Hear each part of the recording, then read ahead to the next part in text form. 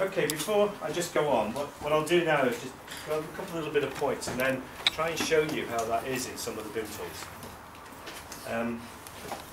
Does anybody have any questions about these?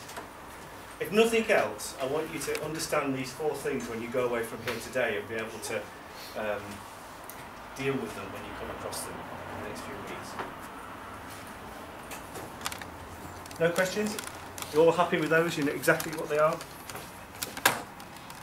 Did we cover type in our building model? We didn't cover type, so I thought that the hat was... the hat was the type.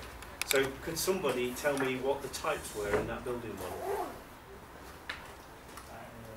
Building story and space. So we had, in that building model, we had 3 types.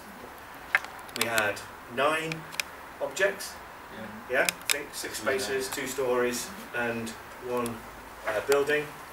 We had, is it 8 relationships? Yeah. Yeah? And everybody had an area property, so we had 9 properties so far. In the real building model, you'd have probably had 20 or 30 properties.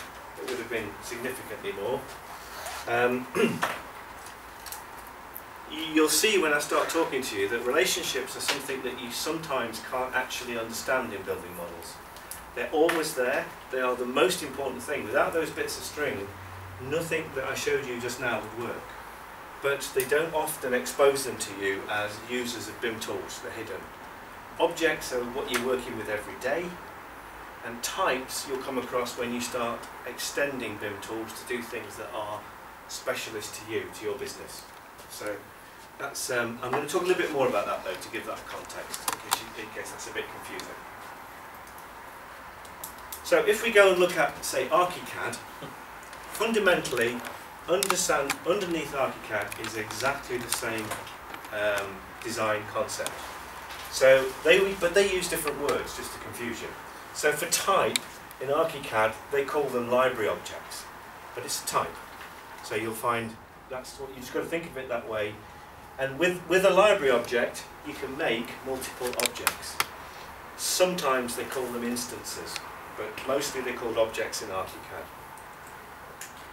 When you want to connect something to something else in ArchiCAD, you use an anchor. So their relationship is hidden by a thing called an anchor. But it's not as powerful as what we showed you there, because in that building model you had there, you had no geometry. That's what we call a topological model. Okay? So you had no geometry, you had no idea where the 4 corners of the room or 5 corners of the room were. You had no idea what the shape of any of those spaces or building stories was. You only knew about the topology. So have you all seen the London Underground map? That's a topological map, okay? And if you look at it, you can sometimes think that that station is 10 miles from that station, and it's actually 2 minutes, yeah? Because the map shows you the connections, it doesn't show you the physical lines and where they go. And sometimes, if you're not familiar with London and you go in there, have a look at the map of London that shows where the underground stations are, and then have a look at the topological map, and you'll see that they're not in any way similar. Okay? But why do you think that is? There are 2 models. One's a geometric model, one's a topological model. You'll have this all the time in BIM. It's fundamental to BIM. Why do you think we have 2 different kinds of models of the London Underground? Communication. It's communication. It's trying to get a different message over to the end user. So the topological model is trying to help you plan your journey. You don't really care where you go in, you just want to know, I want to end up there. And that's what it's doing. Whereas the geometric model, the map, that's showing you the route at which you're going along, which would be handy, say, if you wanted to get off and get on a bus or go to a particular building. So again, just hang on to this, because you will come across this in the next 2 or 3 years when you start doing this in anger. ArchiCAD uses the same word for, sorry, it uses parameter for properties. It's the same letter, but it's a different word. So wherever you see parameter, that's the ArchiCAD version of a property like area. Revit has a different language again, and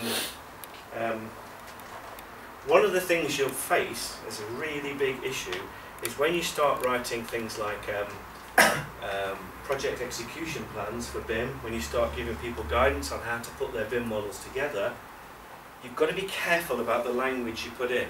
So I've seen plans where they start putting words in like, you will author a family for all the wall constructions and provide it as part of the job. What you're doing is you're using Revit proprietary terminology, which means that an ArchiCAD user hasn't got a clue what you're talking about, or a Vectorworks user, or a Bentley user. So it's important that you're sensitive when you're dealing with people who are using different software platforms to what these words mean. Looking around, you all speak at least 2 languages, I would guess. So you understand that, well, you do Geordie, don't you? Sort of. Basic. A bit basic. But you know, for those of you who are fluent in 2 languages, you'll understand that a word can easily be misunderstood as something completely different, especially if you go to America. When you go to America and use English, you'll be really in trouble because they don't speak the same English as us, and they use completely different meaning of words. So, you know, a lift in America is, they wouldn't know what you were talking about. It's an escalator, I think. Elevator. Elevator. But it's, they have completely different words. Sidewalk is pavement. Pavement is actually the road. Okay? So if someone says to you, just keep walking on the pavement, you could be in real trouble in America. Okay? So common language dividing 2 nations. It's the same for BIM. Okay? Understand this language. Revit nearly always calls objects instances. So you insert an instance of something. Relationships in Revit are hidden behind things called hosts. So if I want to put a light fitting on the floor, quite often Revit won't let me do it because it's got a thing inside that says light fittings must be hosted on ceilings. And what that means is the light fitting has to have a relationship only with a ceiling object. It can't have a relationship with a floor object or a wall object, unless it's a wall light. So what Revit does is it kind of hides relationships by getting you to think about where you can connect things to. So the most obvious one is a window. A window has to be inside an opening. You can't put a window inside anything else other than an opening. And an opening has to be hosted in either a vertical or horizontal sort of surface. So they control how you construct things to suit and make their life easier. But it's the same principle as what we just saw. And again, they call properties parameters. The other thing you'll notice when you start using these tools is that none of them, believe it or not, have a building in them. You'll struggle to find a building story, and it's quite hard to find spaces. So I think they're probably the 3 most fundamental things in a building that everyone thinks about, and yet I'll challenge you to go and look in Revit and try and create a 3D space on floor 4 as a story in a building called Wyn Jones. It's really the most awkward thing, would you not say, Jane, to try and find out how to do. You can do it, but it was designed, it wasn't designed with the idea that you might have multiple buildings inside a Revit model. It was designed with the idea there's one building in a Revit model, so they said we don't need to have a building object because everything in there is in the building. And then it was designed, the reason Revit particularly is so popular is it's brilliant at producing 2D plans, sections and elevations. So the concept of breaking the model down into layers is actually floor plans. It's levels. So you can't find stories, you find levels. And levels are not the same as stories. Okay? So again, the words are really important. So if you think a story, if I say in England, we don't call them stories, we call them floors. Can you start to see the confusion you have? Because in a BIM model, a floor is that. But we call a building story a floor, the first floor, the second floor. So it's all about being precise about what you say. And in Revit, a level is actually cutting a plan through. So normally when we create plans, we would cut them through at 1.2 meters, and everything would be cut through. Revit does that brilliantly. But who had the example of the two-storey space? Two-storey space. Which floor is that going to be on when you do that? It doesn't know. It'll actually draw it on two plans, and you'll have that situation that Claudio so rightly pointed out, that the area of that space will get measured twice, and it does that. Okay, so just to reinforce that, this is a neutral language, and what, hopefully in subsequent lectures, the IFC standard, the International Foundation classes, tend to use this terminology, not always, but it's better to use something neutral when you're talking, and then you're not speaking in the language of one particular BIM product. So just to reiterate, this is what I'm going to try and show you now is what we did in that simple thing has got two completely different views. So can you look at that and tell me what those things are on there? So what's this? Type, object, relationship, property. I would say it's type. According to the previous slide, it's a type. Anybody else? Object. Did anybody have an X on their hat? No? Okay. So this is actually an object. It's an instance of a building called X. Okay? Similarly, this is building story 1, this is building story 2. What's that? Relationship. Okay?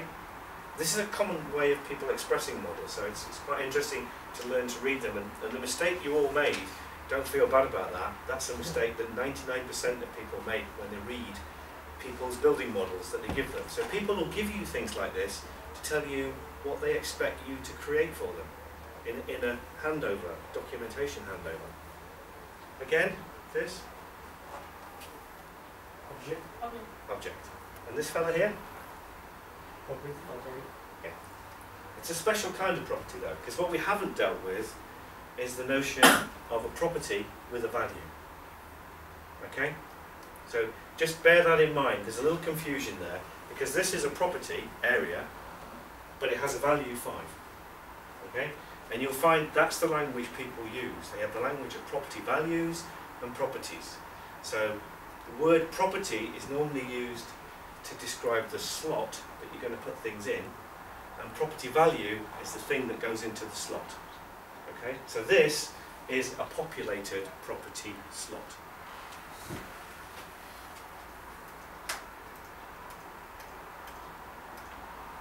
Okay. So what's this? There's a clue.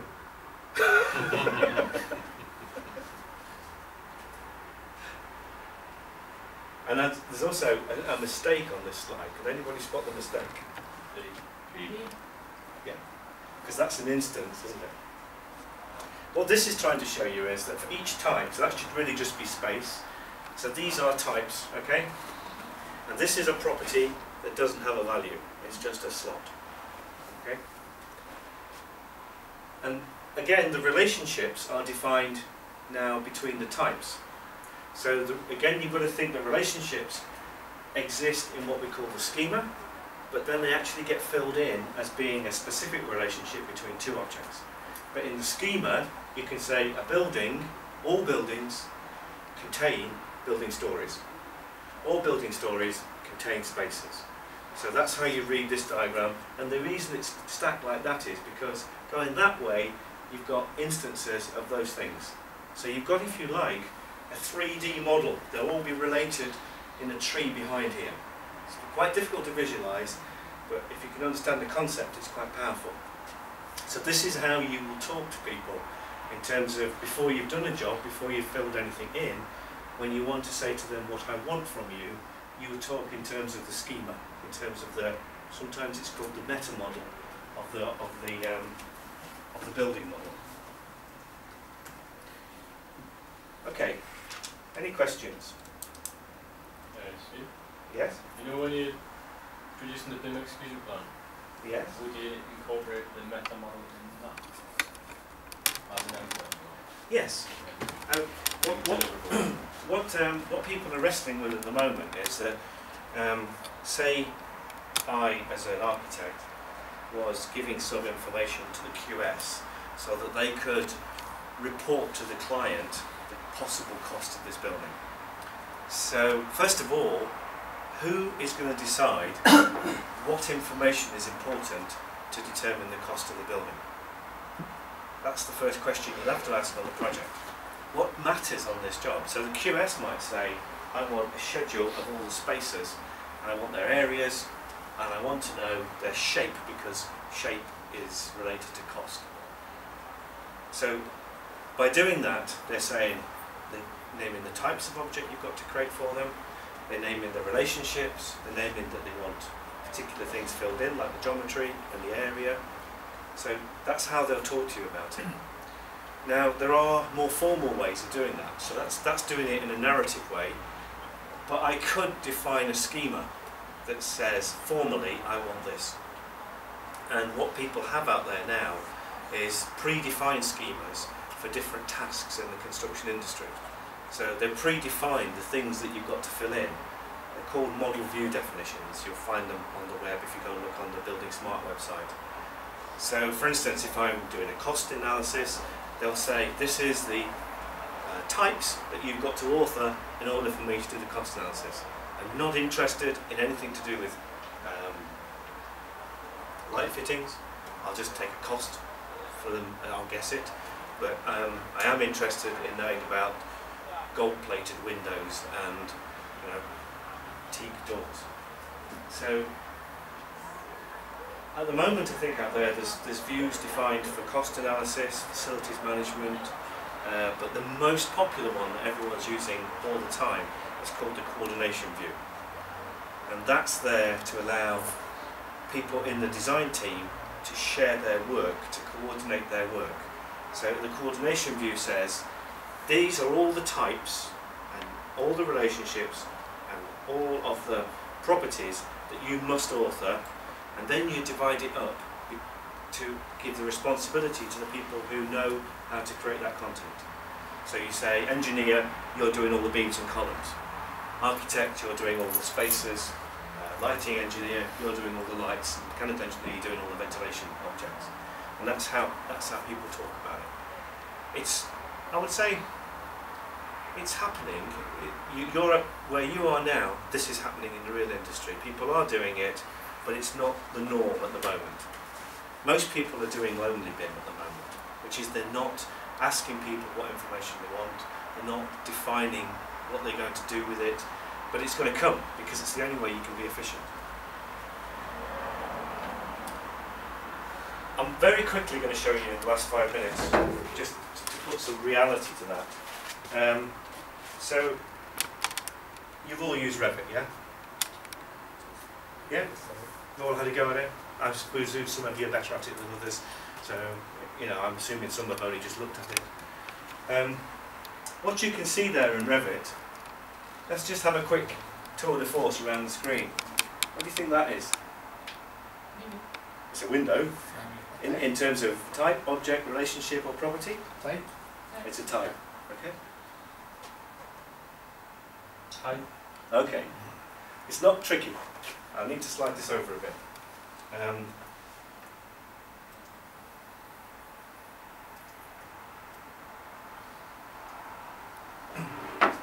Okay. So, we're all happy that this is a type called a wall, and I'm going to put a wall in here. So, it's not really very difficult in Revit. So if I just make myself a simple box, Jane's cringing. She knows I'm doing it the most awkward and slowest way possible. What's that? It's an object. So it's an instance, in Revit's terminology, of a type of wall. Okay? On the left hand side here, there's a clue. For some reason, better known to Revit, it calls them on the user interface properties. So these are properties of that wall, and I can fill them in with values. You'll notice that there are some properties already filled in for me, because Revit, part of the value of Revit is it calculates them for you and knows exactly what the length, area and volume of that wall is. You don't need to enter it. And remember what we said about things aggregating up? So if I want to know how much of that wall is in my building, the building will know about all the walls, and it can just ask that question, add them all up and tell me. So that's why quantity surveyors are worried about this. You notice it says at the top there, properties. But if I go and edit this type, okay, you can see here that now, for some reason, no need to Revit, it's changed the name to parameter. They can't even be consistent themselves. So, you know, if you're trying to talk to people and you get these words wrong, you can really confuse them. So why is it parameter? And you'll notice that here's the value. So this is what I said about property value pair. The words are interchangeable. It's just as things have evolved over time that the words have evolved that way. And again, I can now enter properties here. The difference is these are properties that are applied to all of that type. And actually they're applied to all instances of that type. So for every wall of that type, here is the type. Notice now it's called a family. Despite the fact that the top it says type, they're confused. They have a thing called a family and a family type. I'm not going to go into that now, but it is confusing when you first get your head around this. But if I, for instance, go into here and I say that I'm going to make the keynote for this MSC, what you'll find now is every wall in this model of that type will have that keynote MSC applied to it. Really useful if you've got like doors and you just want to change all the doors of that type to be a different type, different material, different colour. It'll do the whole model instantly because it's following relationships. Okay, so it's using the relationships behind to train through all those things and automatically fill them in for you. Right, finally, how the hell do you know what you've got? If you go here and export to this thing called IFC, what this does is it takes that model that we've created and creates a standard view of the world that you can read. So all I'm going to do is show you how you can see what's actually inside the models you create. Space Jane. They're off your room. Ah, there it is. They've changed all the buttons and I can't find anything. So there is no way I can author a space directly in Revit. So I can't make a shape that's a space. What I have to do is bound something with walls, like I've done, and then put this piece of software functionality in here, and it will automatically calculate the space for me in there, and it will create it. So that now has made a room for me in the model. And if you look, you can see that it says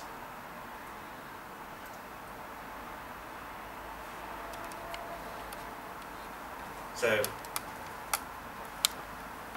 space, room, same thing again, okay?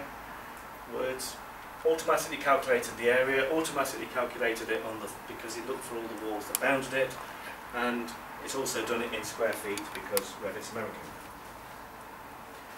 So now I should have in my model 4 walls and a space. There is no concept of building here. I've never been asked to put a building in. There's no concept of building story. However, you'll notice down here that it's defaulted to creating 2 levels. And that's as near as it gets really to a building story. You have to use these to make your building stories. That's a subject for another day really. So if I now export that to IFC, and we'll just call this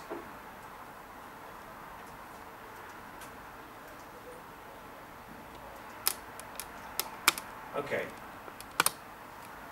Now hopefully, if I go and have a look at that, there's the file. It's a pure text file, so I don't need any software to use this. Later on, we have toolkits that you can use in your projects if you want, that will read this and let you visualize it in 3D, will let you query quantities of it, extract data, change it, and it's our software, it's free, you can use it, but it allows you to do new things with it.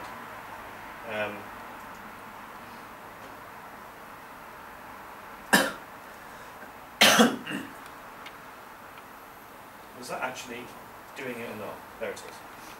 So, this is what a building model looks like in text. It's pretty confusing, isn't it? But it's not really. I mean, it's a subject for another day to tell you how to read that, but just scan down. Everybody know what SI units are? It's the European Standard of Measurement. So what it's telling you is that if anything's a length in this model, it's in millimetres. Pretty important stuff. If you extend geometry around with DXF or DWG or any of those formats, you haven't got a clue what the units are. In a building model, you have to know what the units are of everything. It doesn't make sense. Looking down, I'm just going to see, these things here are types. Okay? So I've got a type of, here, IFC building story. So Revit has cleverly, in the background, created those for me so that I can work. And it's telling me, going across here, these are the properties. So this is building story, this gobbledygook is its unique ID. Anybody know what a globally unique ID is? It's a number that the computer can generate at any moment in time that will be unique in all time and space throughout the universe. Isn't that brilliant? I mean, I just find that amazing that it can do that. Nobody else will create that number ever again. Ever. 42. And then here's the properties. So this I happen to know is the name and blah blah blah. Okay. So what you can see there is there's a building model. The types are in capital letters. As we scroll down, right down the bottom, I'm sure that we'll find some massive things. So right down the bottom, we've got the concept of a project. And I would be fairly sure a little further up we've got the concept of a building. Is that a found building? 400. Pardon? Line 400. Yeah, 400. Ah,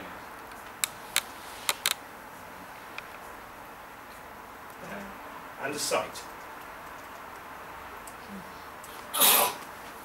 That's it, that's all the building model is. That's all you need to know. If you can get to be able to read these files, and it is quite easy to read them, it's a very powerful feature to have when you go out in industry. Because when everyone's looking at things in different software tools and wondering what the hell is going off, you go there, look at that, and you can tell them exactly what's in that model. And you can be clear, because it's in text, what's been published, what's been exchanged. That's why this is powerful. This language was actually invented by the American military when they realised that if there was a nuclear blast, the neutron blast would wipe out all the computers in America. It would just blank them completely. So they wouldn't have the wherewithal to build the parts for all their fighters, their ships, all their infrastructure. They couldn't rebuild it. So they came up with a way of describing really complicated things like aircraft and buildings in this language so that they could print it on paper and it would survive a neutron blast. And they could just get it out, and even if something got damaged, someone could read it and guess what it might have been. So it's about durability. And although that sounds really stupid to us, it's actually key for buildings, because buildings last hundreds of years. In 100 or 200 years, no one's going to be running Revit 2012. They're going to have some light-enabled package that is just, reads your mind. So, but this, when you come to work on buildings, this is going to be there as a record of what it is, and they're going to be able to read that and do stuff with it, so it's durable. Anyway, that's me finished. I hope that's given you some insight into what's inside BIM models and how you put them together. And I hope that you can see that this is just a little tip of the iceberg, because when you get into this, start drilling down, it's quite powerful. You can do quite complicated things with it. If you want to write software to do things that nobody's doing at the moment, you can use this way of working. You can edit that and then it'll come up in Revit. Absolutely. If you as what you've already preset as well. Absolutely. It's purely out of my own eye in this, but I noticed that it shows the IFC 3 instead of the 2. What is the actual differences between that? IFC, in your personal opinion? IFC 2x2 was the nearest they got to stability before 2x3. 2x2, I would ignore it. It was the first version of the IFC standard that the platforms, the CAD vendors, the BIM vendors embraced. And it had problems when they embraced it, so they created 2x3. So 2x3 is the one that everybody now accepts as being the standard. They have got 2x4 in release candidate, which is going to be called IFC 4, which is another refinement, but it's probably 2 or 3 years away before it really impacts. But in my experience, there's nothing wrong with 2x3. It's not going to stop you doing anything. It doesn't have any fundamental problems. Is it like a 2012, Revit 2012 with the IFC thing, is it? Pardon? It's good enough. It's good enough. Yeah. It's good enough to do the job. Yeah, it's like AutoCAD 2000. 2000? Exactly. I mean, why do you think the BIM vendors are doing this? Because they realised that the CAD tools they got, when they got to 2000, did what most people wanted. You don't need anything else, so they couldn't sell them any more licenses. So they went on this big marketing hype to create BIM, because that way they can sell you more software and move the industry on. That's what their game is about. Okay? I'm not cynical, am I? Thank you very much. Brilliant, thanks Steve. Well, that's an early finish. And at one point in the course, I was going to